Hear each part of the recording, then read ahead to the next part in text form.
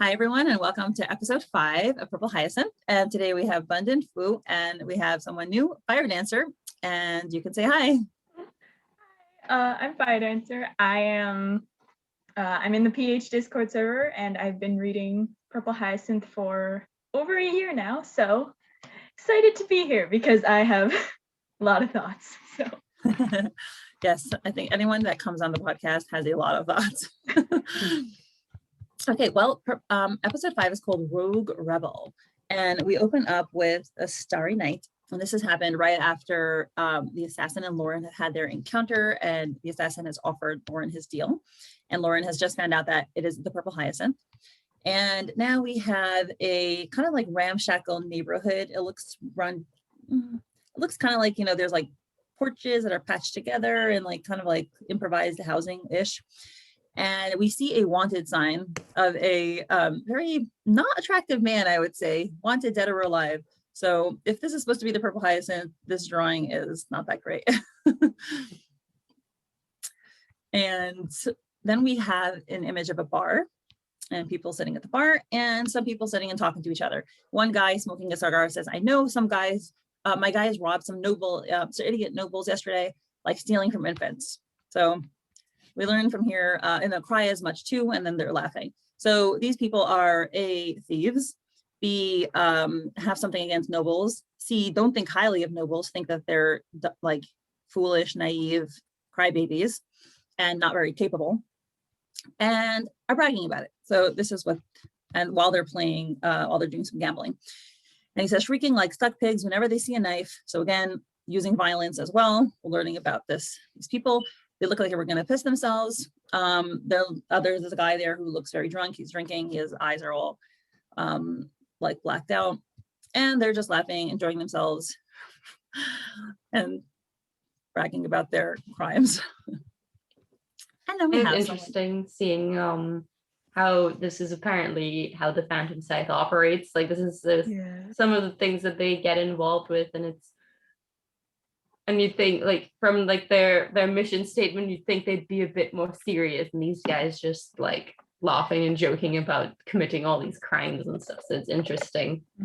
Yeah, and about petty theft too. It's like, I don't think, and where's the money going? I mean, I don't think it's going to some noble cause, which is again like a very typical. We're going to learn more about the Phantom Scythe and its ideals and how it started, but it's very normal for an organization to have lofty ideals, and for many people who get involved for like selfish purposes, and bring that down. Mm-hmm. And we have someone stepping in. Wonder who that could be. And the cigar blower is continuing to brag, and he says, then they go cry to the cops like the cops can do anything. Just another pen of squealing pigs. So again, we learn from here that they have a low opinion of nobles, and they have a low opinion of cops. And the cops, in their eyes at least, are considered inefficient and incapable. So whether or not that corresponds to reality, we're going to learn a little bit more, but at least in their eyes, they don't think that the cops can do much. And again, more laughing, the mysterious step. And again, this is like this, Soph and F do this great buildup of this character walking in. First you see the steps, and then you see another step. And it's just, you don't know who it is yet, but you get the impression that this person is important just by how they're striding in and the emphasis placed on that. And the guy with smoking the cigar, again, is laughing, picks up the knife, but then he has this look of fear on his face. And we see who the person that has been walking in is. It is none other than our beautiful boy. Yeah, our beautiful assassin. And we have this lovely side shot of him. Again, his collar is upturned. He looks very mysterious, brooding, and he looks a little bit somber here as well, as though he's thinking something over, which wouldn't surprise me. Pensive, if you will. Mm-hmm. Or brooding. Yep. And the guy, the cigar guy, who a second ago was so braggadocious, now is like, oh shit, it's the PH. And he like kind of covers this stuff that he was gambling with, but I don't know what the point of that would be. I think he's maybe just taking in what he wants, be like, I'm out. Yeah, perhaps. Yeah, I'm not sure if any of us have seen this before, but On the guy closest to us, like the one not facing us, the one looking at his cards, the king card has a slash over the neck and has the eyes crossed out. Oh shit. Oh yeah, I see. Oh my goodness. Oh, that's Ew. so cool. I'm not That's sure if anyone has interesting. pointed that out before. Yeah, I noticed that on my reread. It was the I wonder king if that's card like very prominent. I wonder if that's like standard issue, like Purple Hyacinth cards, or whenever they get not Purple Hyacinth, sorry, Phantom Scythe cards. Whenever they get cards, they just cross out anything with the monarchy. I They're guess- like petty I like that. That would be the pettiest thing ever. And I mean, love I that. guess it's custom because no manufacturer would want to do that. Yeah. I'm just picturing a guy who's like an intern at the Phantom Scythe, and his job is to go through all the decks of cards and just with a red Sharpie and just scratch it. Oh god. Oh my god. That is hilarious. And it's like, this is their great movement. It's like, we accomplish great things. There are two sides to the Phantom Scythe. One being the organized crime lords, the other petty fools. That's hilarious. And then we get another close-up of the assassin walking in again with those brooding, as you said, pensive eyes. Another great parallel between our two leads. And he does not look like he's paying attention to his surroundings, but we'll soon learn he actually is. The card players say, keep your voice low. This guy's dangerous. He's the deadliest of all of us. I'm surprised those guys are deadly, by the way, but whatever. So They like to think they are. We let them think that. And like, yeah, I heard the man's a freak. He has more kills than anyone else in the PS combined. So that's quite a reputation to have. Whether it's true or not, which, maybe these guys are not like privy to the best statistical information. That's the reputation he has. So this assassin is serious business. No one has ever had the guts to do what he's done before. He's a demon sent straight from hell. So we know that Lauren and her crew think of him as a monster and a scumbag, but even within the Phantom Scythe, he's referred to as a demon. So this is a heavy reputation to be walking around with. If we're going to talk about how he feels about himself and what his self-perception is, I mean, everybody thinks he's a monster. And another thing, from what they're saying, it seems just he's very mysterious. Even in his own organization, he's kind of like, I guess, say in the shadows and a bit of an outcast. Just kind of, I don't want to say that. Never mind. The fact people know his identity, I find a little bit odd because it is like if any of them were caught by the police and asked who the Purple Hyacinth was, they could rat out the literal Purple Hyacinth to the police in exchange for like a lighter sentence or even freedom. And seeing who these people are, I wouldn't put it past them. So the fact that Kieran's identity is so open is a bit of a yikes. I think that just goes to show like the power that his persona has, to the point where it's like they know that if he gets captured, he will escape. And that not only he, but the organization will probably come after them and have them killed no matter what. Because like they said, they think that the police are a joke. Why would they take that? Why would they go into the police's protection when they know the power of the Phantom Scythe? True. Plus, sorry, you go. No, sorry, you go. Okay. It also just goes to say, like, with the reputation he has throughout the Phantom Scythe, I think maybe they're very fearful of him, or it's just like, he has the most kills of anyone. He is, like, they think he's a demon. Why wouldn't he be able to say, if they did rat him out, just walk straight into the police station and kill them without being noticed? That's probably something he could do. So That does make sense. Yeah. And meanwhile, the super drunk guy who was like hiccuping and red in the face, he's like, he can't be that bad. I mean, have any of you ever seen him before? And the other guys are like, a few times. He's probably here to report a new kill. And then, of course, the drunk guy is, I bet he's all bark and no bite. He's leader's favorite little pet, his personal attack dog. Which I don't know if you guys read Bundi Poppyland. That's literally like the words that are used to talk about Torah as well. And I'm one of the things I want to do is make a video comparing them. Mhm. It's just really funny because there's a lot of parallels. So again, we learn from here that this is, he is like a very prized possession for the leader, which is again super ironic considering that he wants to take him down. Yeah. It also one thing, they compare him to a pet and a dog, so they just think he's on a leash. He's like a rabid thing, just kept under control by the leader. So interesting. Right. He's not perceived as human. Yeah. A lot of people don't perceive him as human, apparently. Oh, and I find the pet analogy is very interesting. The thing I wanted to point out earlier was that the comment that he's a demon sent straight from hell implies that these three guys think themselves better than him, and that is a logical conclusion, because although they are both part of the Phantom Scythe and although they both have and are committing crimes, these guys are technically stealing from the rich, meaning less people get hurt, whereas Kieran is literally killing them. And so they probably view themselves on a moral high ground because taking someone's life is worse than stealing from them. And because they are nobles that the guys are stealing from, the consequences of their actions are less drastic.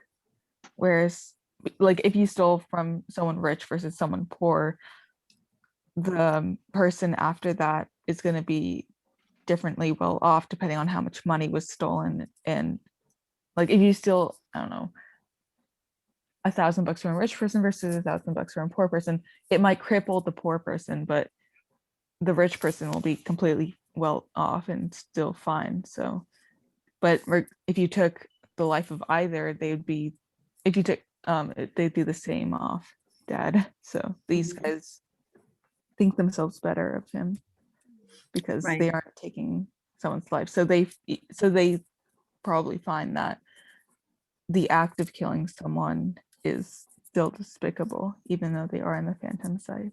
And I get the impression also that the way in which he kills people is pretty horrific as well. I get the sense it's not just quick and painless. I mean, I'm curious because we'll see some images throughout the cartoon, but at least from here, it sounds as though the way that he does it is also gross. So drunk guy continues and he's like, he thinks he's above us common gutter snipes. Isn't the whole point of this to be beyond that? So he does refer to the mission of the Phantom Scythe. And we already see from here, like, he has this resentment, he feels like there's hierarchy within the Phantom Scythe, which, like, duh, surprise, surprise. But, he feels upset that they're not getting what he was promised in a way. Yeah, but also, since we did point it out before, he thinks that the assassin thinks that he's better than them, but they already think they have more of a moral high ground than he does. So it's just kind of weirdly hypocritical. Yeah.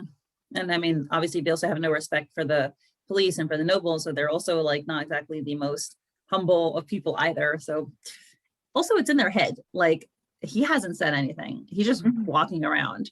I doubt he's ever communicated with them ever. And when people feel inferior and when they feel bad about themselves, they project that other people look down at them, when most often it's in their heads. So it's just like a sign of low self-esteem.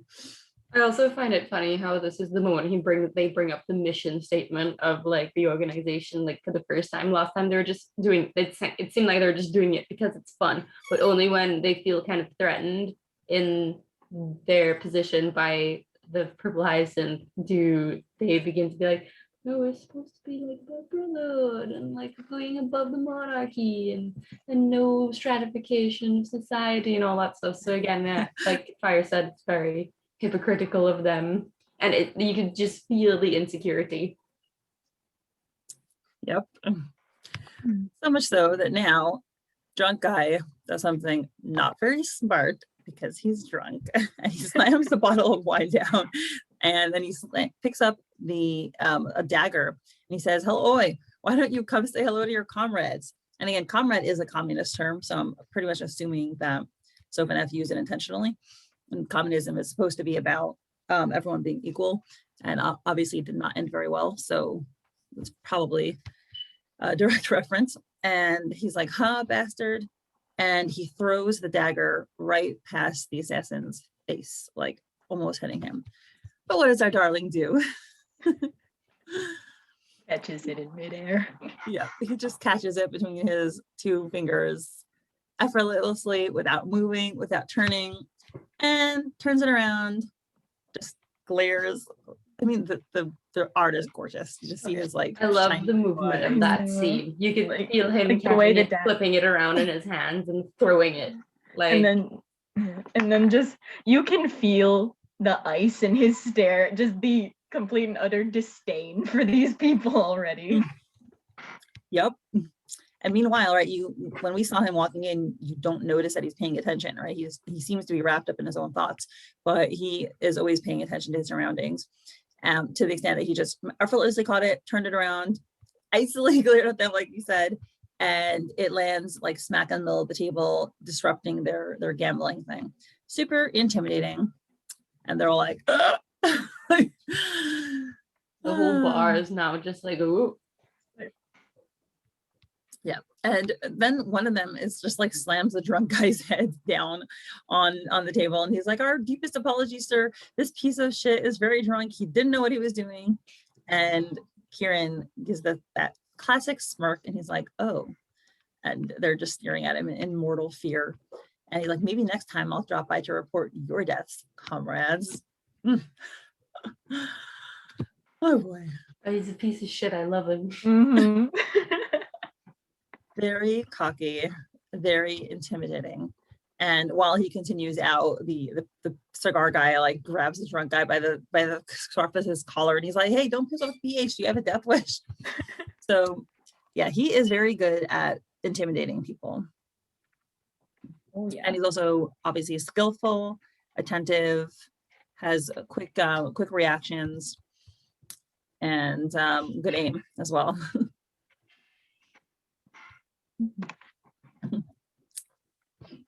Now, so he's headed back to he walks past the bar. So it looks like he's walking to the back of this bar place. And now everything is dark. It looks like some kind of storage room. There's crates over there and barrels. And he's stepping through. There's still some light from the bar hitting him, but where he's going in there is not a lot of light. And he's walking past these bars. And you see him looking through. There's bars, and then there's a chair there with chains all over it. They're rusty, it looks like probably bloody chains. And there's a flashback, and we aren't quite clear about what's happening, but there's a scream, arg, looks like there's someone on the chair, there's blood. Doesn't look like a very positive scene over there. A while back, I brightened a screenshot of this panel, and from what it looked like, it was like a human torso and then some legs at the bottom, and it was very much like sort of a fisheye view. The head was cut off, and we don't really see it here, but the chains are around the torso. Yeah, and then from what you can see, if you brighten the picture, it's kind of, you see whoever's in the chair, their shirt is cut like by the shoulder, and there's like a bloody gash there, and then there's like blood all over their torso, and then blood in the chair, like in between their legs. Their arms are tied back. Yeah, and their arms are tied. It's just horrible looking at this. Oh, So it's pretty clear he's having a flashback of some sorts, and he's looking at the chair again. We see a picture of his eyes staring at the chair, and then he turns away, and he has even more of a grimace on his face than he has before. You know, Kieran tends to have a serious face, or a lot of people really tend to have a serious face here, but we can assume that that's a memory of his, either of himself sitting in the chair or of somebody that he knew sitting in that chair and him watching him, or her, probably him. But it's pretty vivid, and this is like our first introduction to potentially graphic tortured past, which is not surprising, again, because that's something that we've come to know as readers as a story, but we kind of our glimpse at like a sympathetic background for him. It plants the seed of stuff that we've already maybe Suspect. come to, what is the word I'm looking for? It's something that we could have kind of figured out just from the character himself, but like we see this guy, it's like, oh, this guy did not have the best upbringing probably in terms of like, you know, happiness and security, you know, and if he ended up here. So seeing this stuff just kind of, for the reader anyways, it confirms a lot of the suspicions that they might have had about his life, and does give you an instant like dash of sympathy, or at least understanding, to see and curiosity about his life. So yeah, I think it's really cool to just give that little tidbit and then move on. Yeah, and if you think about it, the fact that, you know, he said that he has to come here and report his kills, so it seems like he's here on a somewhat frequent basis, and he has to walk past that chair all the time. Probably not the best thing for him. Think of that.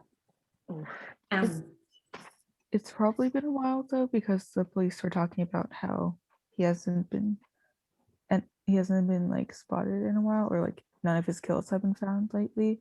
So it's probably been a couple or several months since he last saw this room. Yeah. Yeah. So he walks to this door. It looks like it has a high window on the top. He creaks it open, he steps through, and we see a person with a wearing, you know, looks like male clothes, cravat, a coat, and a top hat, but wearing this bird face, which is, what was that? Was that what Plague people used to doctor? wear when they had plague doctor mask? Yeah, thanks. And it's messenger, the fourth messenger, Phantom Scythe. That's the title that we get for this person. And we don't even see this person's eyes because they're like behind this screen. So they clearly keep their identities hidden. And the assassin reports the target, Robert De La Roca and Rosa Grayson, were eliminated tonight. I bought the documents the leader wanted me to retrieve. He flips inside his coat, he gets it. The shirt is still open, by the way. As suspected, they were both working for the police trying to infiltrate the Phantom Scythe. And he throws the documents on the table. Not too gracefully, by the way. They kind of spread all over. So it's a little bit of an irreverential move, which I'm not surprised at, because, you know, whether or not other people think he is the attack dog, he certainly doesn't like to be treated like one. He has this very independent streak, and it doesn't act subservient.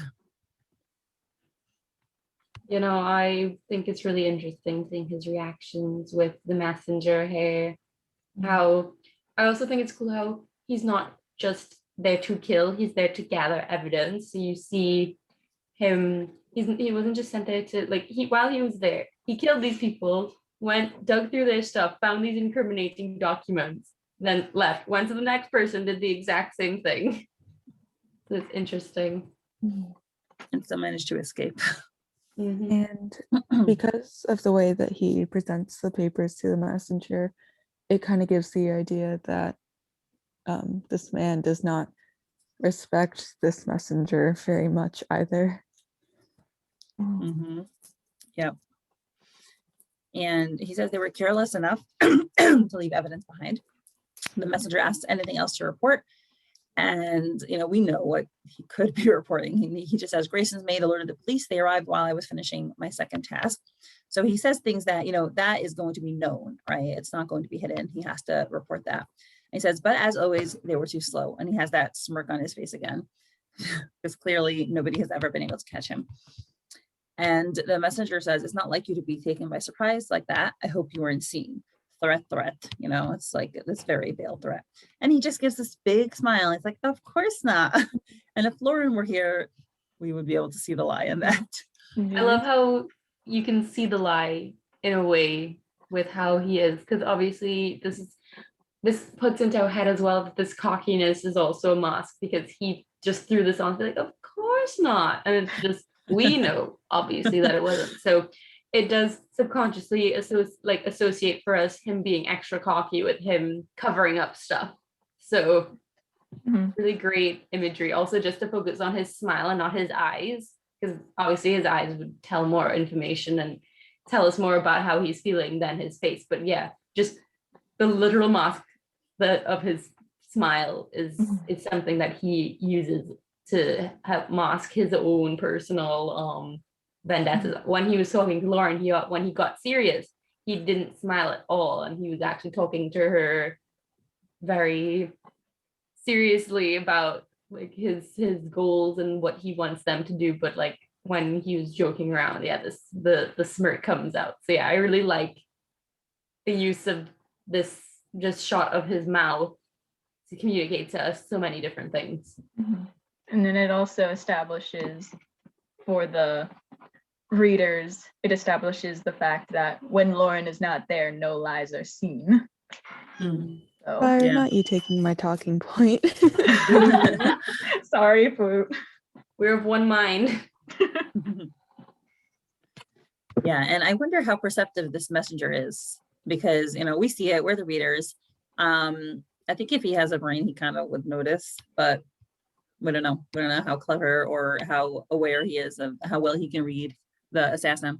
So he says, well, no matter, you carried out your work as per order, as always. So from here, we know like he always carries out his work. And we do learn throughout the comic like that it's very important that he keeps doing this, that he always carries out the orders. And, at that, like his face, so hard to do these memories. When at that mention of like, you always carried out your orders, Kieran's smile disappears and he has, again, this sort of grimace on his face, and we black out to a memory and we see a blonde man on the floor, kind of like kneeling, looking up at the assassin, and he says, you, and he has this big wide-eyed face, and he says, you were that boy. And then there's this red slash, and it seems that, the assassin Kieran is killing this man. And you see that same face. It's actually a very similar image to that image that we just had as he's remembering, like in the present, the same like bottom cheek and the face of him looking down with a very kind of resolute look on his face. You don't see his eyes, but his mouth is set. So it seems as though we can read, even without knowing much, we can read as though this is something he set out to do and felt forced to do. He doesn't have this gleeful expression on his face. It's a very somber expression, and it seems as though he just forced himself to do it because he had to. And this is, we can assume he's harkening back to that this was an order that he had to fulfill. And then it also says that since he flashed back to this when it said you carried out your orders as always, it just kind of establishes that this was a very important kill to him, be it either he knew this person or just kind of maybe was his first kill or something, we don't know, but it's just a very important one to him that he will constantly remember. My dumb ass, when I first read this one, I didn't realize that was like a flashback. I thought it was the guy that just got murdered in the previous one. And it was only when I joined the server and we were talking about it, I was like, oh, it's a different guy. So I'm glad that we're discussing it now for anyone who might not have been super clear on that, like me. Now you know. He also looks a lot younger in this flashback. His hair isn't tied back, so it's like not as long, and then his shirt is different. There's a small button at the top instead of the full-on chest gate. So there's a bit of change in costume. Yes, that does tell us that it was some time ago. So yeah, it's interesting. We know canonically, I don't think this is a spoiler, that he's 24. And so yeah, it could have been a few years back. So he's pretty young for the reputation that he has. Yeah, because it's been, I think by this point it's been established he's been an assassin for 7 years now. And it's since then it would be the earliest he would have started would have been 17. So it's the pain. And even the little whatever the images that Soph and F used to convey the flashback, it's this black like kind of grid line, and it looks like it's shattering to pieces. So to me, it feels like this is representative of his world shattering apart for him. It's a very traumatic kind of memory. It's not like a Rose's flashback or even the neutral flashback, but it's a very negative filled flashback, a very chaotic, stressful looking flashback imagery that's used. One of the things that, sorry, continue. Go ahead. I know, because I was saying like one of the things that they use as the transition to the flashback, like that breaking thing, are these black petals, which we could maybe assume are hyacinth petals, and they're not purple, they're black. So something, I don't know, it's just interesting imagery used that I think we can get a lot from, especially as we get more information about him and his life. Right. So even if they're meant to convey the petals, in his mind, those petals have turned black, even if they were purple originally, because he just associates it with darkness and negativity. And, you know, in present, he says, you know, after he finishes thinking of this, he says, yes, as always, right? So presumably he's been thinking about that order. And the messenger says, the leader will be pleased to hear about this. And now he says, seemingly out of the blue, like this is, you know, not something that should be necessary. He says, also a word of advice, try not to upset him. You may be the purple hyacinth, but he's still watching you. So that's a threat. And you have to wonder, why did he say that now? Like what happened to make him say that? It kind of maybe could mean that he may have messed up in the past and gotten punished for it, which if he did get punished for it could go back to the chair in the previous room. So it just also establishes that Phantom Scythe is not kind to mess ups. And then it seems whatever he did that maybe he got punished for, they're still holding it over him, and it was pretty important. So he kind of, I guess, lost their trust. Yeah. Or I'm thinking, you know, maybe he did detect some untruth in what Kieran told him now, right? About the not getting caught. And then, or it's just a general, maybe it's suspicion of his plans in general.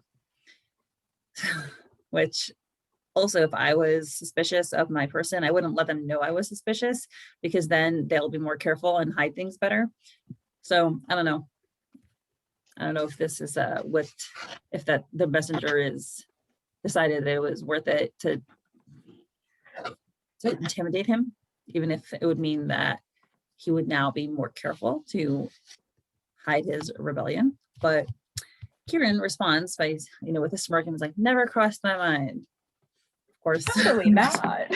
And he says, good, we'll be in contact soon.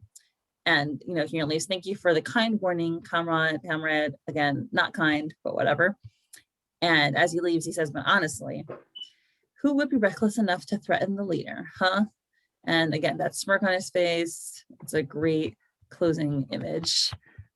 Of the thing was, it's kind of like a nod to the audience. He's literally looking at us in the panel.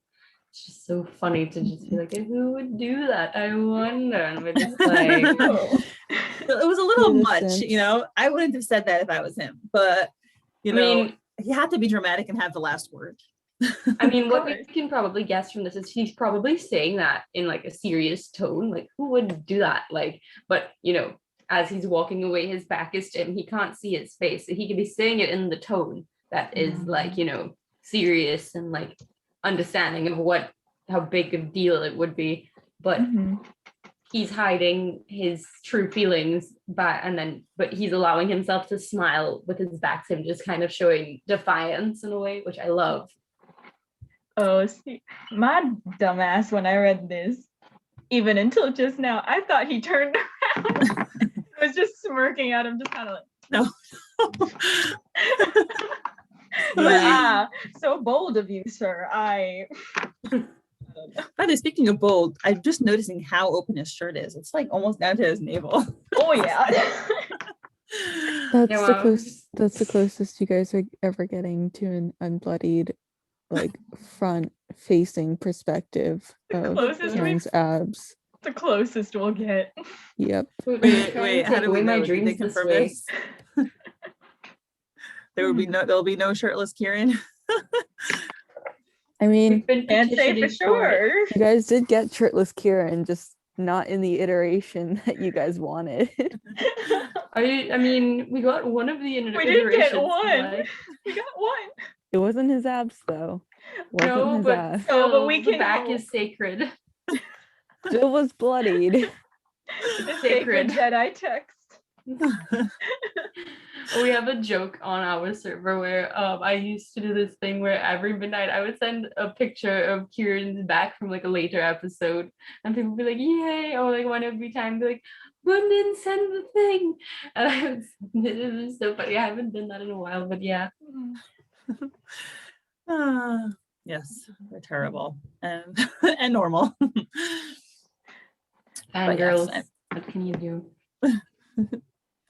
Watch in Oh. disappointment. Oh, what's the note for this one? Yeah, let's see. Oh yeah, the The note. note I know y'all is, crazy I over know the y'all crazy pH. over pH, but I'm just like, you're damn, that pipe smoke is hot. Well, we were not thinking about the pipe smoke, but fine, we'll pay Not attention quite. to it. No. I Oh. love Mhm. the You- top comment is with Kieran being like, who would be reckless enough to threaten the leader, huh? And the top comment is apparently you and Lauren.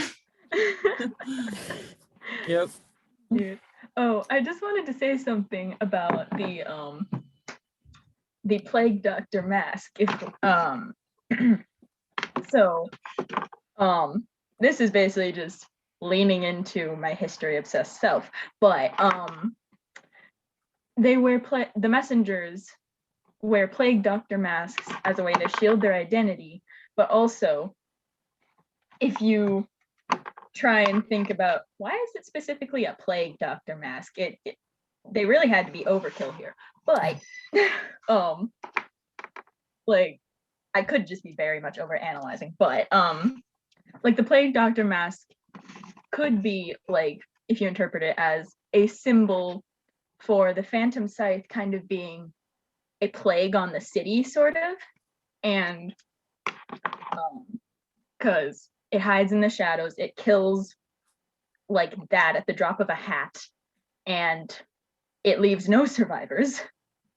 So, and it doesn't care who it gets, and so it could be a symbol of it being like the scourge of the city, and since people are very much in fear of it, or it could mean that since they're the ones wearing the mask, it could mean that they think they are helping the city and trying to heal it, since like doctors back in the day would wear this while going to see victims of the plague and try to kind of heal them of sorts.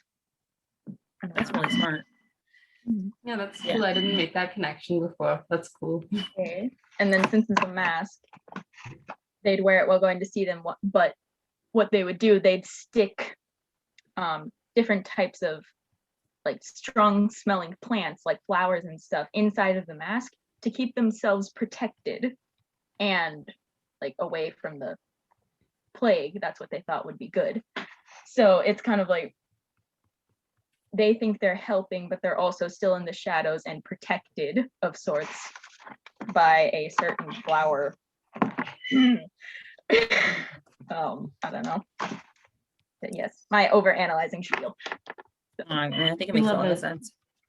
This is utter crack, but a while back we had a very popular theory surrounding the messenger's apostle and leader, and it's about the messenger's very specific clothing choice of 3 ruffles stacked on top of one another.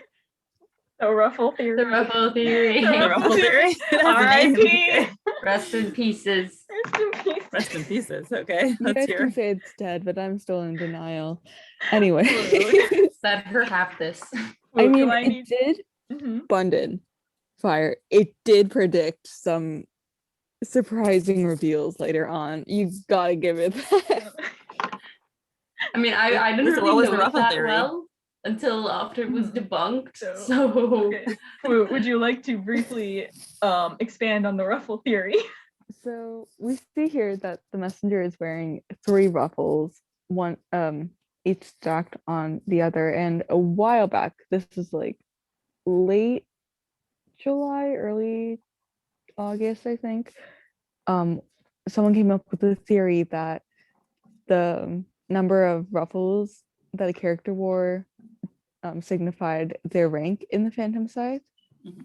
So messengers had 3 ruffles, apostles had 2 ruffles, and the leader would eventually have 1 ruffle. And then one night, while I was doing research for another theory, I stumbled across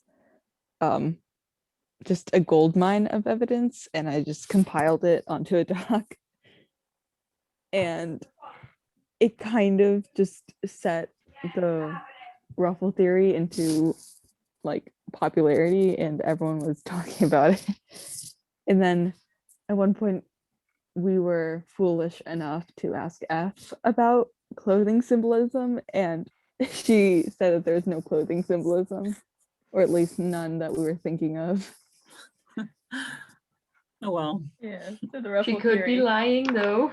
I mean, she could be. We can't see red text, but you know, until further notice, the ruffle theory has been later shot on. down. It's been indefinitely suspended and is currently on hiatus.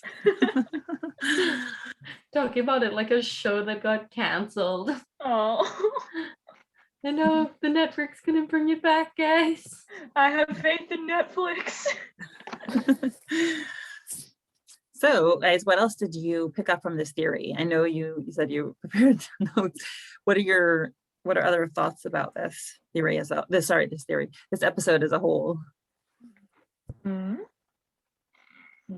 I just think it was a very good kind of establishing the assassin's character a bit more, kind of establishes how he feels in his own organization, in his own group.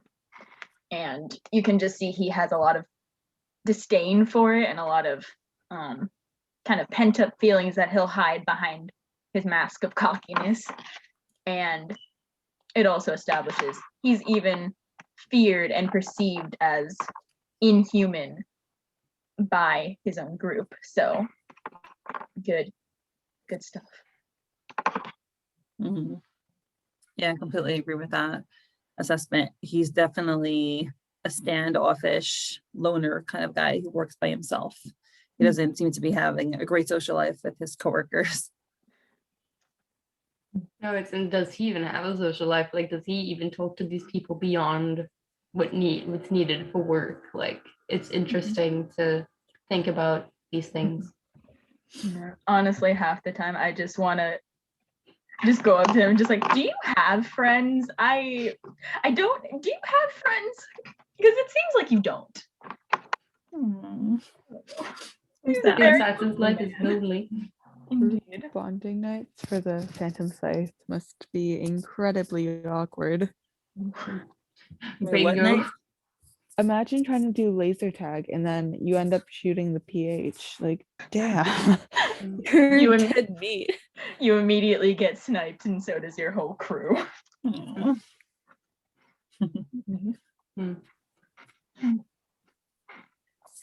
Okay, well, do we have any other thoughts before we wrap up? I like him. I want to see more.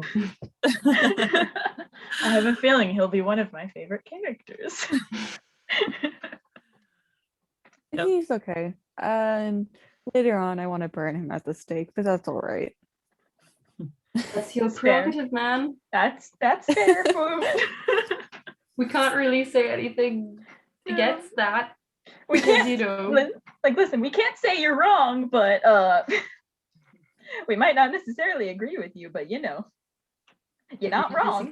Might rescue him from your burning fire. Fortunately, I don't simp for him. So It's okay, you can be the objective one among us. True. You can if be he the ends one. up dying, I'll just keep on sipping my Capri Sun. Oh, no. Terrible. Capri Okay. Sun, girl. No, you can be the one who's actually not blinded by ab window abs. here. The beautifulness that is the titty window. Yeah. Well, we're all blinded by pity, I think. Besides for his beauty, also by pity. So Damn. He has such a punchable face. I think we could all agree on that. I mean, yeah, you're I right. don't know. I don't see it and think I want to punch it. That's just not the first thought that comes to mind. I mean, me neither, but you know, I can Same. understand the urge. Like, I wouldn't necessarily go for his, like, punch him in the face. I'd probably kick him in the shins or in the back. Yeah, like, You have to I'll preserve probably that do the face. thing where you just like, you know, like, just smack the head. Just like, yeah, I'm just gonna, I just, I don't know. I would Not the adore face, to though. break his We don't nose. touch the face. But if you touch his face, I will murder you. Well, fire. Maybe I'll just get to the both of you first instead. Good luck getting here. Good luck. I shall simply materialize out of thin air. And I'm just like chilling one day, Fwoot just like manifests there. Just like, shit. And then I run.